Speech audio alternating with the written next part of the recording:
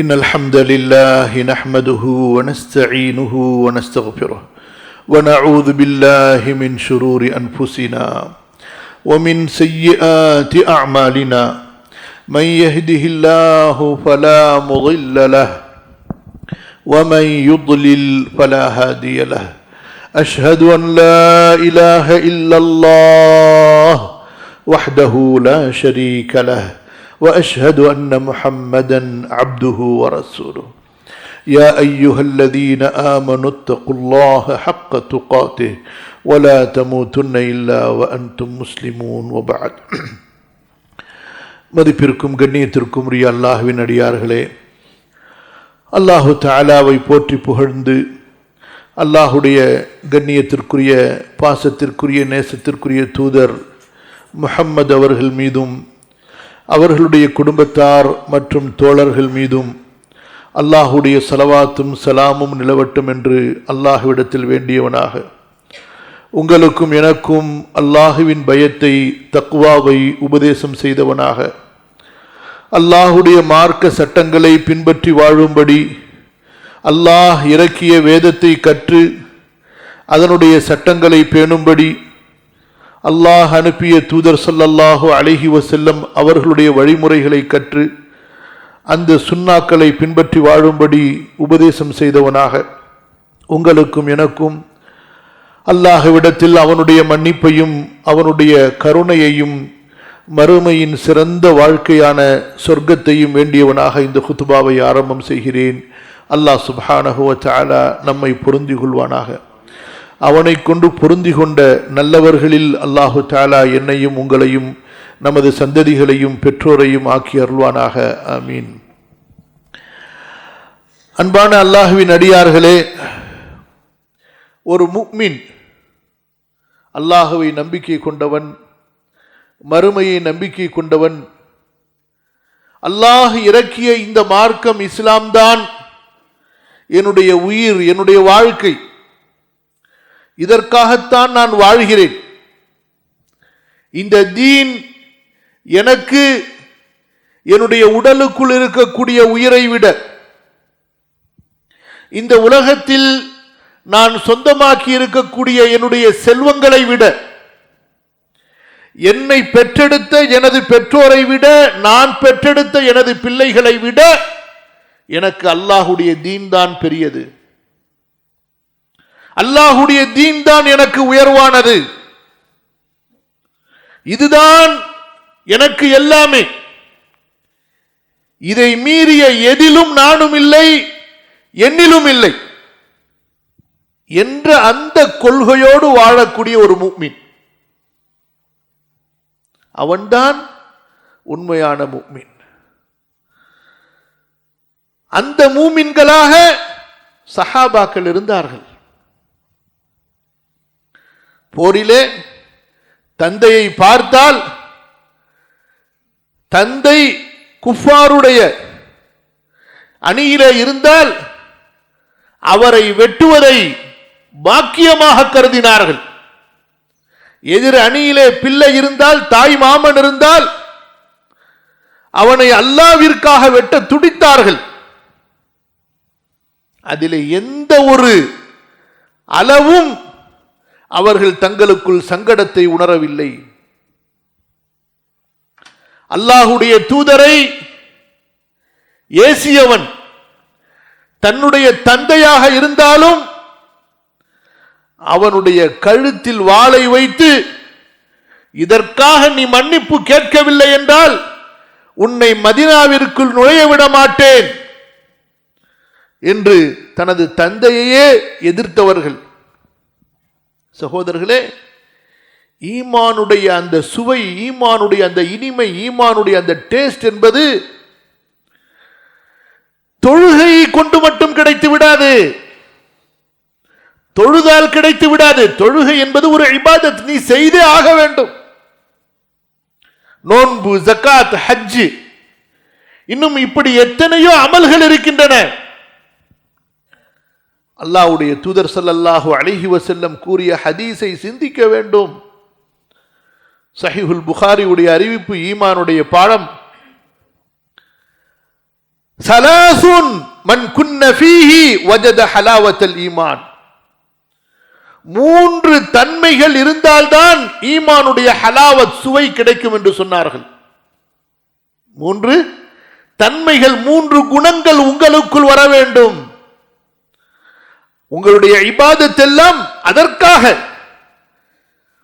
உங்களுடைய வணக்க வழிபாடுகள், அமல்கள், இவையெல்லாம் ஒரு நோக்கத்தை நோக்கி, ஒரு கொள்கையை நோக்கி. எப்படி நாம் தொழுதாலும் நமக்கு நோக்கம் என்ன? சொர்க்கம் கிடைக்க வேண்டும். தர்மம் கொடுத்தாலும் நோக்கம் என்ன? அல்லாஹ் பொருந்தி கொள்ள வேண்டும், சொர்க்கம் கிடைக்க வேண்டும். யாருக்கும் நீங்கள் உதவினாலும் நோக்கம் என்ன? அல்லாஹ் பொருந்தி கொள்ள வேண்டும், சொர்க்கம் கிடைக்க வேண்டும். இதுதான் நமக்கு நோக்கம். ஒரு மூமினை பொறுத்தவரை அவன் நல்லதை செய்ய வேண்டும், நல்லதை கொண்டு அல்லாஹ்வுடைய பொருத்தத்தை, சொர்க்கத்தை நாட வேண்டும். அதில் முதலாவதாக ஃபர்துகளை செய்ய வேண்டும். பிறகு அவனால் முடிந்த அளவு உபரியான நன்மைகளை எவ்வளவு முடியுதோ செய்து கொண்டே இருக்க வேண்டும். அன்பான சகோதரர்களே, அல்லாஹ்வுடைய தூதர் ஸல்லல்லாஹு அலைஹி வஸல்லம் 3 தன்மைகளை சொல்கிறார்கள்.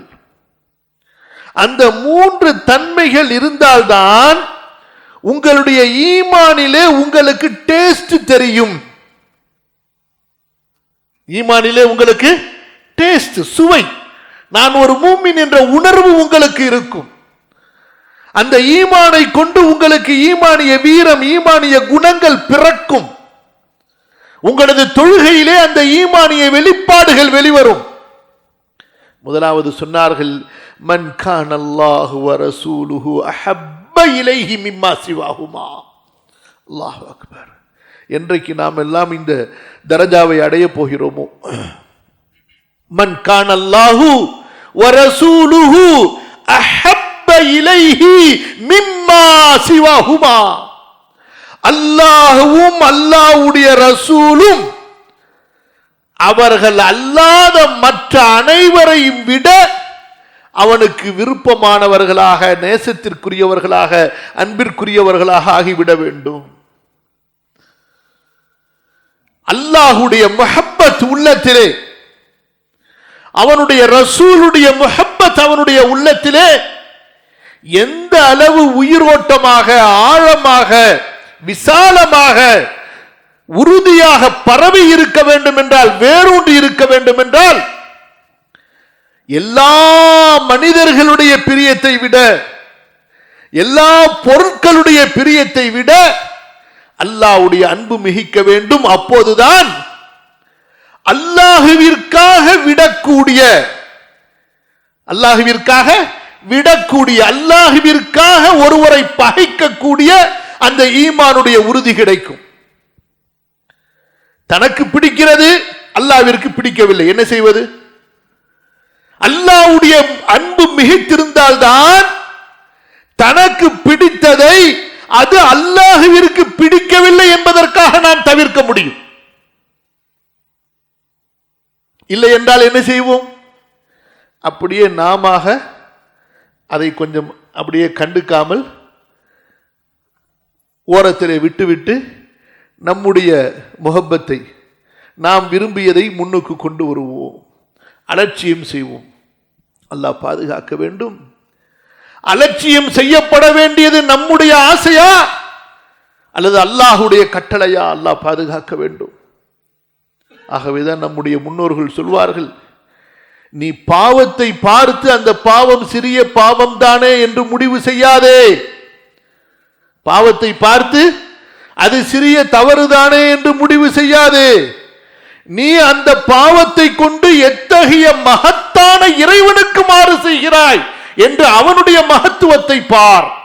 அப்போதுதான் ஒவ்வொரு சிறிய பாவத்தையும் முன்னால் விட முடியும். அல்லாஹ்வின் அடியார்களே, இந்த முஹப்பத், இது ஈமானுடைய உரம், இது ஈமானுக்கு அரண். இந்த முஹப்பத்தை கொண்டுதான் சஹாபாக்கள் அடைந்தார்கள் இந்த துன்யாவில் அவர்கள் எதை அடைய வேண்டுமோ, நாளை மறுமையிலும் அவர்கள் அடைவார்கள் எதை அவர்களுக்கு அல்லாஹு தஆலா வாக்களித்திருக்கிறானோ. அல்லாஹ்வின் அடியார்களே, ஈமானுடைய நிபந்தனைகளில் இந்த முஹப்பத் ஒரு நிபந்தனை. குர்ஆனுடைய எத்தனை வசனங்கள் தொழுகையை மட்டுமா பேசுகின்றன? அல்லாஹ்வை நேசிக்க வேண்டும் என்று பேசுகின்றன. அல்லாஹு தஆலா நம்மை அல்லாஹ் பாதுகாப்பானாக. மூமின்களே, நீங்கள் தடம் புரண்டு விட்டால், நீங்கள் வழிகட்டு விட்டால், நீங்கள் பாதையிலிருந்து சருகிவிட்டால், فَسَوْفَ يَأْتِي اللَّهُ بِقَوْمٍ, அல்லாஹு தஆலா வேறு ஒரு கூட்டத்தை கொண்டு வருவான் என்று அல்லாஹ் சொல்லும் பொழுது அந்த கூட்டம் எப்படிப்பட்டவர்கள், எத்தகையவர்கள் என்று அல்லாஹ் சொல்கிறான் பாருங்கள். யுஹிப்புஹும் வ யுஹிப்பூனஹு, அவர்களை அல்லாஹ் நேசிப்பான், அவர்கள் அல்லாஹுவை நேசிப்பார்கள். யா அல்லாஹ், எத்தனையோ தன்மைகள் இருக்கின்றன மூமின்களுக்கு. அந்த தன்மைகளில் அல்லாஹு தஆலா பொறுக்கி எடுத்து எல்லா தன்மைகளுக்கும் வேறாக இருக்கக்கூடிய தன்மை ஈமானுடைய தன்மை அல்லவா? அந்த ஈமானுடைய தன்மைக்கு உரமாக இருக்கக்கூடிய தன்மை அல்லாஹ்வுடைய நேசம், அவனுடைய ரசூலுடைய நேசம். அதை அல்லாஹ் சொல்லி காட்டுகிறான். அந்த கூட்டத்திடத்திலே அல்லாஹ்வுடைய அன்பு இருக்கும், அல்லாஹ்வுடைய ரசூலுடைய அன்பு இருக்கும். எப்படி இருப்பார்கள்? லா யகாஃபூன ஃபில்லாஹி லௌமத லாயிம், அல்லாஹ்வுடைய மார்க்கத்தை பின்பற்றும் பொழுது பழிப்பவர்கள் யார் பழித்தாலும் சரி, பழிப்பவர்கள் யார் பழித்தாலும் சரி, அதற்காக பயப்பட மாட்டார்கள், அதற்காக ஒருபோதும் மார்க்கத்தை விட மாட்டார்கள். இன்று அல்லாஹ்வுடைய தீனை பின்பற்றக்கூடியவர்களுக்கு எத்தனை விதமான பெயர்கள், பிற்போக்குவாதிகள், பழமைவாதிகள், இவர்களெல்லாம் முரட்டர்கள், பல மாதிரியான குணங்கள். ஒரு மனிதன் சுன்னத்தை பின்பற்ற ஆரம்பித்து விட்டால் அவனுக்கு லேபிள் குத்துவதற்காகவே ரெடிமேடாக வைத்திருப்பார்கள். மனிதர்களை பயந்தே இன்று மார்க்கத்தை விடக்கூடியவர்கள் இருக்கிறார்கள். அல்லாஹ் பாதுகாப்பான.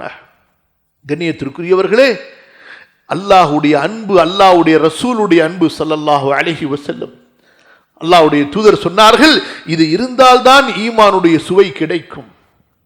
அல்லாஹு தஆலா நமக்கு சொல்கிறான், நபியை பார்த்து, நபியே நீங்கள் சொல்லுங்கள், குல் இன் குன்தும் துஹிப்பூனல்லாஹ் ஃபத்தபிஊனி யுஹிப்புகுமுல்லாஹ் வ யக்ஃபிர் லக்கும் துனூபக்கும் வல்லாஹு கஃபூருர் ரஹீம். நபியே நீங்கள் சொல்லுங்கள், கற்றுக் கொடுங்கள். யார் உங்களை ஈமான் கொண்டார்களோ, உங்களுக்கு பின்னால் வந்து விட்டார்களோ அவர்களுக்கு சொல்லுங்கள். தெளிவா அல்லாஹ் சொல்கிறான். இந்த வசனத்தின் விளக்கத்திலே மார்க்க அறிஞர்கள், முன்னோர் சலஃபுகள் சொல்வார்கள், அல்லாஹு தஆலா ஒரு உரை கல்லாக கொடுத்து விட்டான் இந்த வசனத்தை. இது ஒரு டெஸ்டிங் மிஷின். இந்த வசனம் ஒரு டெஸ்டிங் மிஷின். நம்முடைய உள்ளத்தில் அல்லாஹ்வுடைய அன்பு இருக்கிறதா இல்லையா என்பதற்கு இது ஒரு டெஸ்டிங் பாயிண்ட். இதை வைத்து நாம் முடிவு செய்து கொள்ளலாம். அப்படி என்ன இந்த வசனத்திலே சொல்லப்படுகிறது? அல்லாஹ் கூறினான், நபியே நீங்கள் சொல்லுங்கள், இஸ்லாமை ஏற்றுக்கொண்ட மக்களே, தங்களை எல்லாம் மூமின்கள் என்று சொல்பவர்களே, இன் குன்தும் துஹிப்பூனல்லாஹ், நீங்கள் அல்லாஹுவை நேசிப்பவர்களாக இருந்தால், நீங்கள் அல்லாஹுவை நேசிப்பவர்களாக இருந்தால் ஃபத்தபிஊனி, அல்லாஹ் சொல்கிறான் நீங்கள் என்னை பின்பற்ற வேண்டும் என்று. நீங்கள் என்னை பின்பற்ற வேண்டும் என்று. அப்படி நீங்கள் நபியாகிய என்னை பின்பற்றினால்தான் யுஹிப்புகுமுல்லாஹ், அல்லாஹ் உங்களது அன்பை ஏற்று அவனும் உங்கள் மீது அன்பு வைப்பான். உங்களது அமல்களை ஏற்று வ யக்ஃபிர் லக்கும் துனூபக்கும், உங்களது பாவங்களை உங்களுக்கு மன்னித்தருள்வான். முடிஞ்சு. ஒரே வசனத்திலே மொத்த மார்க்கத்தையும் அல்லாஹ் கொண்டு வந்து விட்டார். நீங்கள் இந்த நபியை பின்பற்றாத வரை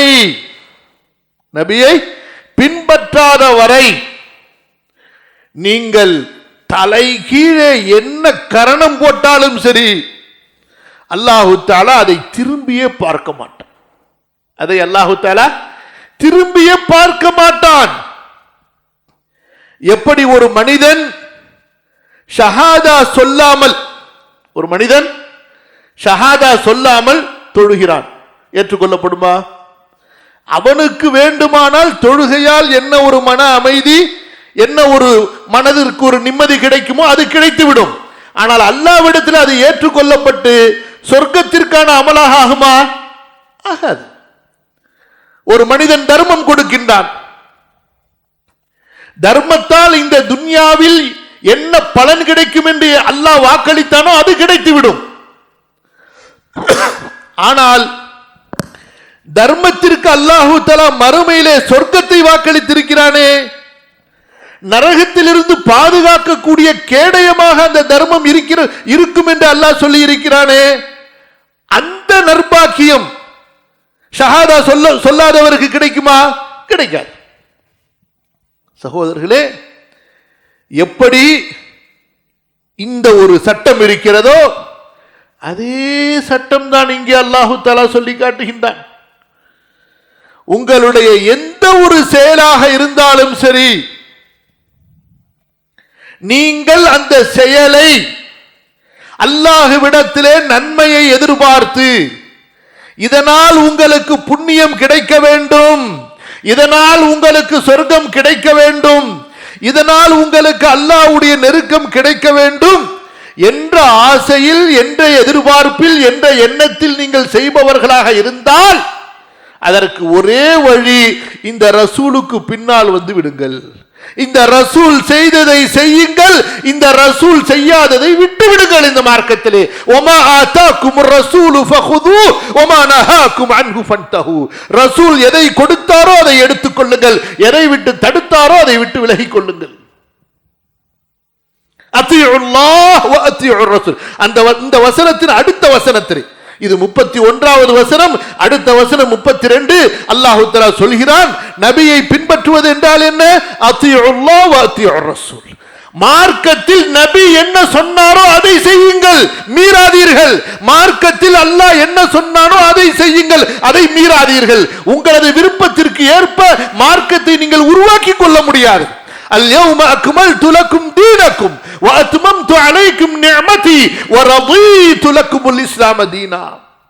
அரஃபாவுடைய மைதானத்தில் தங்களுடைய இறுதி ஹஜ்ஜிலே தெள்ளத் தெளிவான வசனத்தை அல்லாஹ் இறக்கி விட்டான். நபியே, உங்களுக்கு மார்க்கம் முழுமையாக்கப்பட்டு விட்டது, அல்லாஹ்வுடைய அருள் நிறைவு செய்யப்பட்டு விட்டது, இஸ்லாமை மார்க்கமாக பொருந்தி கொண்டேன், முடிந்தது. இதுதான் இறுதி மார்க்கம். இந்த மார்க்கம் நிறைவு செய்யப்பட்டு விட்டது. அல்லாஹ்வுடைய தூதரின் செயல்களால் ஸல்லல்லாஹு அலைஹி வஸல்லம் இந்த மார்க்கம் நிறைவு செய்யப்பட்டு விட்டது. இனி யாரும் இதிலே எக்ஸ்ட்ரா ஒரு ஃபிட்டிங், ஒரு நட்டு போல்டை கூட உள்ளாரே கொண்டு வந்து சொருக முடியாது. நிறைவு செய்யப்பட்டு விட்டது. எப்படி தொழுகை நமக்கு காண்பித்து கொடுக்கப்பட்டதோ, எப்படி நோன்பு நமக்கு காண்பித்து கொடுக்கப்பட்டதோ, இதுதான் சகோதரர்களே உதாரணம். ஒன்றை செய்வதாக இருந்தால் நன்மை என்று, இபாதத் என்று, அதற்கான ஆதாரம் நமக்கு தேவை. மன் அஹ்தஸ ஃபீ அம்ரினா ஹாதா மா லைஸ மின்ஹு ஃபஹுவ ரத்துன். அல்லாஹ்வுடைய தூதர் ஸல்லல்லாஹு அலைஹி வஸல்லம் அவர்களுடைய தெளிவான அறிவிப்பு. யார் நம்முடைய இந்த மார்க்கத்தில் அதில் இல்லாததை, நம்முடைய கட்டளை என்று சொல்கிறார்கள், மார்க்கத்தை ஃபீ அம்ரினா, நம்முடைய கட்டளை, அதாவது அல்லாஹ் ரசூலுடைய கட்டளை, இதிலே அதில் இல்லாததை கொண்டு வருகிறார்களோ அது மறுக்கப்பட்டது. மன் அமில அமலன் லைஸ அலைஹி அம்ருனா ஃபஹுவ ரத்துன். யார் ஒரு காரியத்தை செய்கிறான், நாம் அதை அவனுக்கு ஏவவில்லை. ஒருவர் ஒரு காரியத்தை செய்கிறார், அதை நாம் அவருக்கு சொல்லித் தரவில்லை, ஃபஹுவ ரத்துன், அது மறுக்கப்பட்டது, அங்கீகரிக்கப்படாது. அல்லாஹ்வுடைய அடியார்களே, இதுதான் தீன். அல்லாஹ்வுடைய மஹப்பத் இருந்தால் அங்கே அல்லாஹ்வுடைய கட்டளை செயல்படுத்தப்பட வேண்டும்.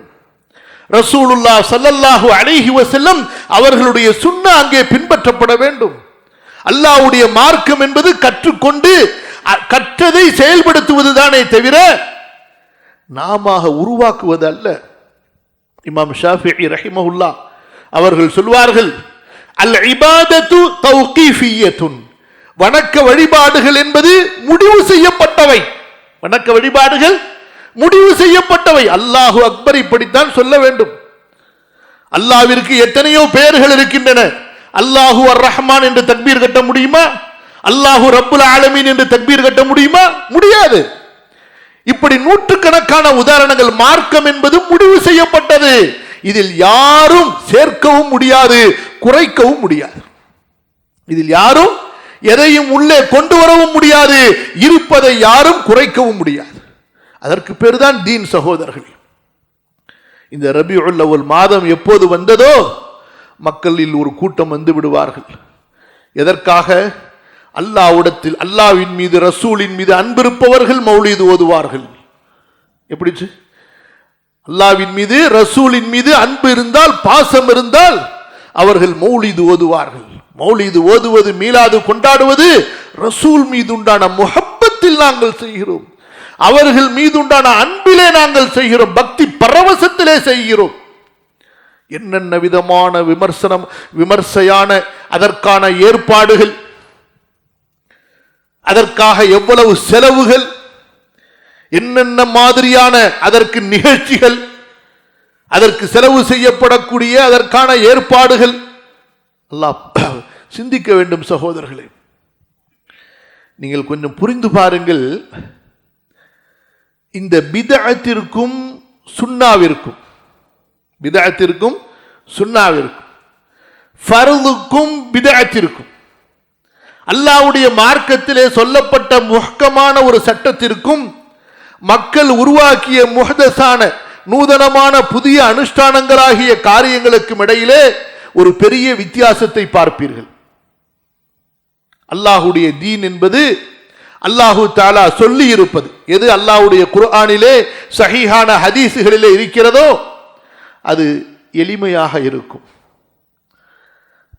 பகட்டுகள் இல்லாமல் இருக்கும், எல்லோராலும் எந்த செலவும் இல்லாமல் செய்யக்கூடியதாக இருக்கும். அதற்காக எந்த விதமான விசேஷ நிகழ்ச்சிகள், ஏற்பாடுகள் செய்ய வேண்டிய அவசியம் இருக்காது. நீங்கள் தொழுகிறீர்களே, அதற்காக ஏதாவது விசேஷமான நிகழ்ச்சிகள் ஏற்பாடு செய்கிறீர்களா? அதற்காக பள்ளிகள் அலங்கரிக்கப்படுகிறதா? பூக்கள் மாட்டப்படுகின்றனவா? அதற்காக விசேஷமா இமாம்கள் வரவழைக்கப்படுகின்றார்களா? நோன்பு, ஜக்காத்து, ஹஜ்ஜி, நூற்றுக்கணக்கான ஃபர்தான சுன்னாவான அமல்களை எடுத்துக்கொள்ளுங்கள். ஆனால் அதே நேரத்திலே மக்கள் உருவாக்கிய ஒவ்வொரு பிதஅத்தையும் நீங்கள் எடுத்து பாருங்கள். விளம்பரங்கள் இல்லாமல், பகட்டு ஆடம்பரங்கள் இல்லாமல், அதற்காக வீண் செலவுகள் இல்லாமல் மக்கள் யாரும் அதை செய்ய முன்வர மாட்டார்கள். அதற்காக கூலிகள் நிர்ணயிக்கப்பட வேண்டும், அதற்காக தனியாக செலவுகள் செய்யப்பட வேண்டும், அதற்கான ஆடம்பரமான ஏற்பாடுகளுக்கு செலவு செய்யப்பட வேண்டும். அப்போதுதான் அங்கே அவர்கள் கூடுவார்கள். இது மிகப்பெரிய ஒரு புரிந்து கொள்வதற்கான ஒரு விளக்கம். சகோதரர்களே, அல்லாஹ்வுடைய தீனில் இல்லாத ஒன்றை இவர்கள் உருவாக்கினார்கள். அதற்காகத்தான் இவ்வளவு சிரமப்படுகிறார்கள், அதிலே ஆட்களை கூட்டுவதற்கு, அதை செய்வதற்கு. அடுத்து அல்லாஹ்வின் அடியார்களே, ரசூலுல்லாஹி ஸல்லல்லாஹு அலைஹி வஸல்லம் அவர்களுடைய முஹப்பத்துடைய அடையாளம் மீலாது கொண்டாட வேண்டும் என்று சொல்கிறார்களே.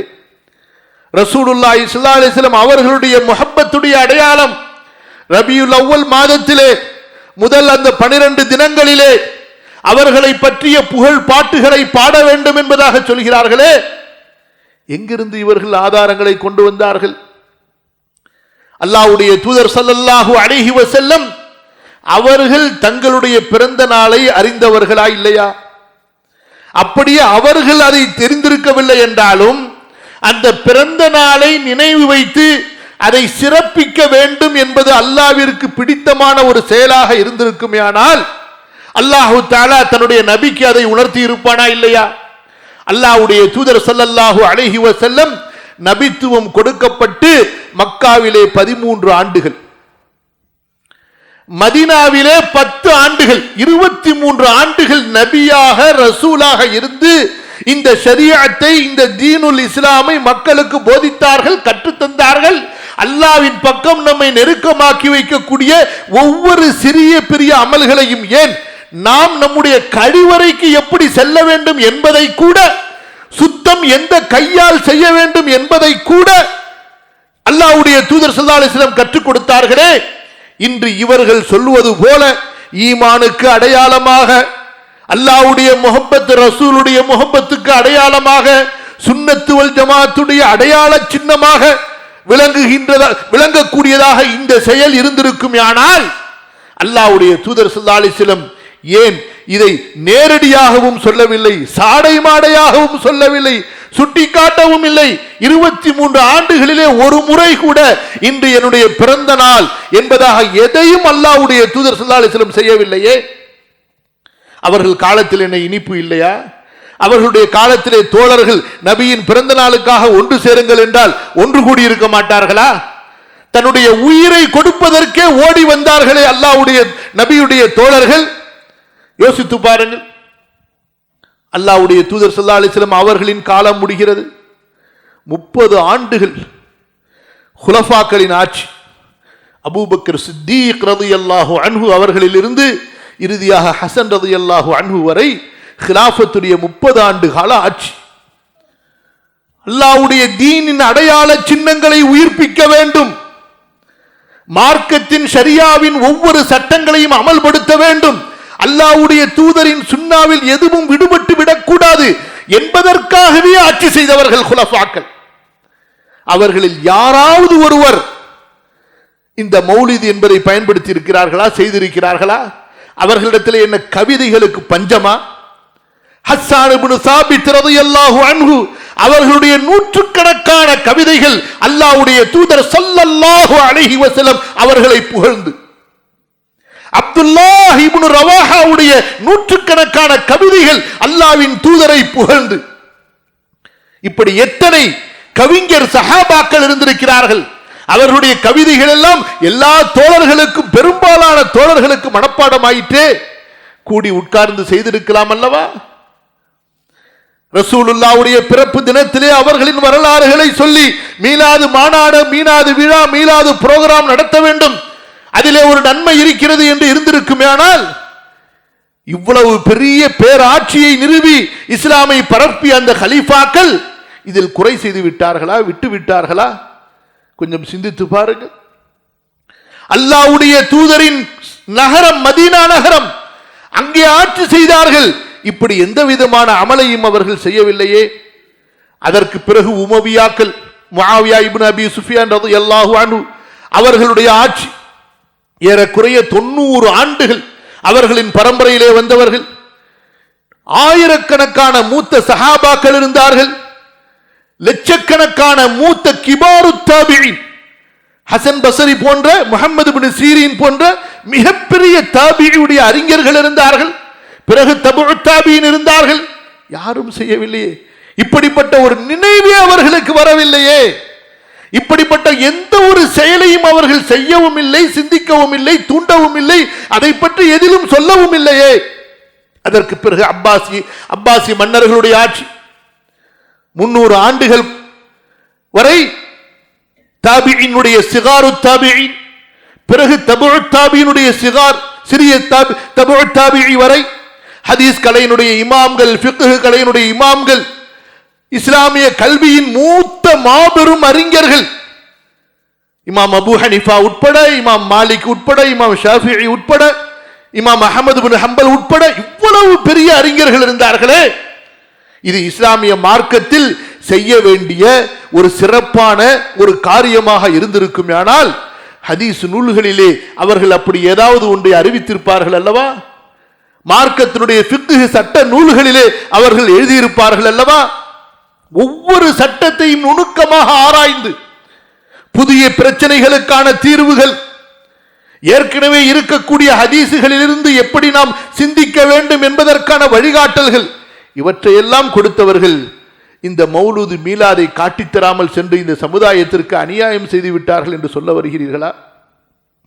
இஸ்லாமிற்கு எந்த விதமான சம்பந்தமும் இல்லாமல் பின்னால் மகரிபிலே மொரோக்கோ நகரத்திலே உருவாகிய ஃபாத்திமி மன்னர்கள் மூலமாக உருவாக்கப்பட்ட மேற்கத்தியர்களுடைய காப்பியிலே கொண்டு வரப்பட்டதுதான் இந்த சடங்குகள் எல்லாம். அன்பானவர்களே, அல்லாஹ்வுடைய தூதர் ஸல்லல்லாஹு அலைஹி வஸல்லம் அவர்களுடைய இறப்புக்கு 300 ஆண்டுகளுக்கு பிறகு உருவாக்கப்பட்ட சடங்குகள்.